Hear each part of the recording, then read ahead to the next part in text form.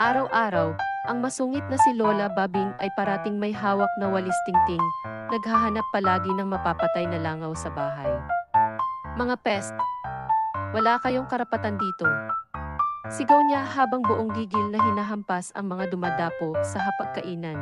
Ngunit may isang langaw na mamula-mula ang hindi niya mahuli-huli. Malapalos ito. Laging nakakaiwas sa hampas niya. Naku, ang langaw na yan parang nanunukso pa. Reklamo ni Lola. Isang araw, ang kanyang apo na si Kokoy, na ubod ng kulit at pasaway, ay napansin ang langaw. Lola, tong langaw na to parang superhero. Ang bilis lumipad.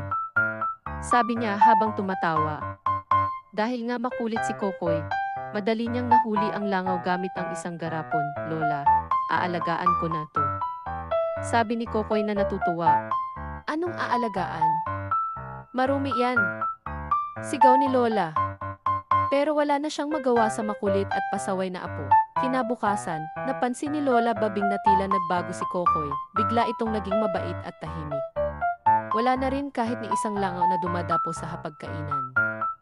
Hay, buti naman.